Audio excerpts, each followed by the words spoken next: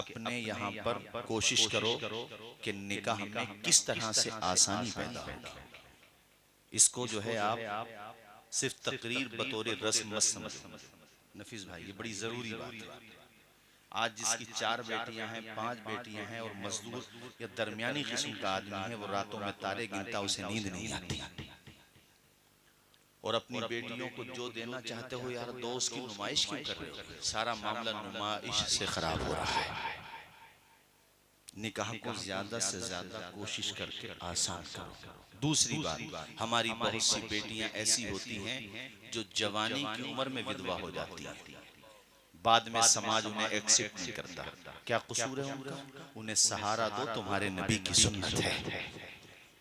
हमारे आपके प्यारे पैगंबर ने अपना पहला निकाह 2 मरतबा की बेवा हो चुकी हजरत सैयदा खतीजतुल कुबरा से फरमाया था कि नहीं फरमाया था? ऊंचा बोलिए, फरमाया था कि नहीं फरमाया था? तो जिसकी उम्र ऐसी है, जो अभी शादी के हिसाब से उसकी उम्र है, तो निकाह करो उससे। और इसमें अपने लिए हद के इज्जत या अपने लिए ये गैर मुनासिब चीज ना समझो, बल्कि मुस्तफा की सुन्नत है ये। निकाह का भी सवाब मिलेगा जो कि बजाते खुद सुन्नत है, और डबल सवाब यूं मिलेगा कि तुमने हुजूर की सुन्नत को दूसरे एतबार से भी। क्या बात है, बेशक बेशक, सुभान। और एक बात और सुनो तेजी के साथ, अपने इलाके में कौम की बेटियों के लिए बेहतरीन इदारे बनाना भी तुम्हारी जिम्मेदारी है। बच्चियों के लिए मखलूत तालीम से नुकसान हो रहा है। बच्चियों के लिए अच्छे इदारे बनना जरूरी है। मैंने आपके दीन नगरपुर में भी कहा था, याद होगा, और से मुफ्ती अब्दुल रऊफ साहब अलैहि रहमा के उर्स में भी कहा था, ये कितना अमीर खित्ता है पूरा अपना, माशाअल्लाह माली एतबार से कमजोर नहीं है। क्या ये रोने का मकाम नहीं है कि आज हमारी कौम के पास ऊंची ऊंची बिल्डिंगें हैं, बंगले हैं, गाड़ियां हैं, दौलत की कमी नहीं, मगर हमारे पास सलीके के न इंटर कॉलेज हैं न डिग्री कॉलेज हैं। इसके लिए जिम्मेदार बताओ? हुकूमत नहीं, हम खुद जिम्मेदार हैं।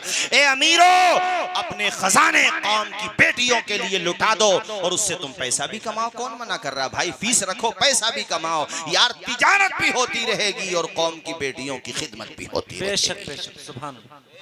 वरना हालात अच्छे नहीं है।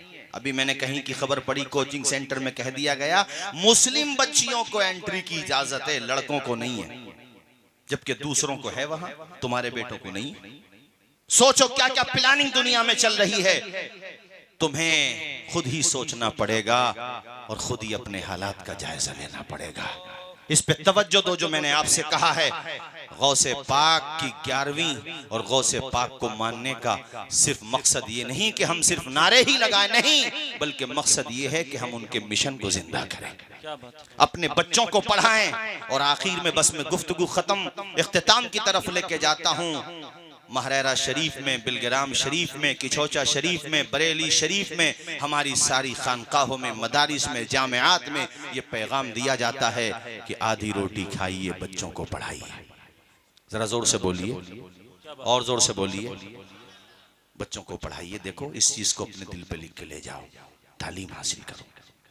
ये मत सोचो कि हम एक विलेज में रहते हैं यार, हमारा बच्चा कैसे सक्सेस होगा। नियत तो करो, कामयाबी देने वाली जात अल्लाह की जात है। मेहनत करो। मैं सिर्फ खुजमा सफा व दामा कदरा के तौर पे कहता हूँ, मेहनत का सिला मिलता है। APJ अबुल कलाम एक देहात के रहने वाले थे, देहात के, बहन ने पढ़ाया था, अखबार बेचते थे, लेकिन लगन थी, मेहनत का जज्बा था। और तुमने सुना नहीं है, कश्तियां जब लहरों से टकराती हैं तो किनारे तक पहुंच ही जाती हैं। दाना जब खाक में मिलता है तो गुले गुलजार बन ही जाता है।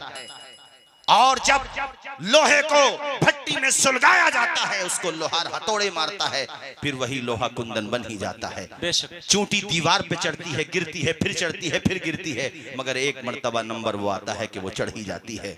मिटा दे अपनी हस्ती को अगर कुछ मर्तबा चाहे, कि दाना खाक में मिलकर गुले गुलजार बनता है।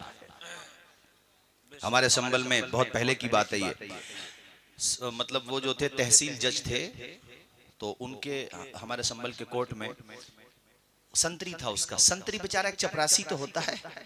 देखो ये लगन की बात होती है नफीस भाई। संतरी था वो। अब वो जज को देखता था, यार कलम में कितनी ताकत है जो लिख देता भाई। फिर शासन को मानना होता है, उस फैसला कर दिया, डिसीजन उसने।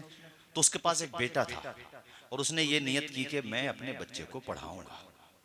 और उसने पढ़ाया और बेटे ने पढ़ के दिखाया।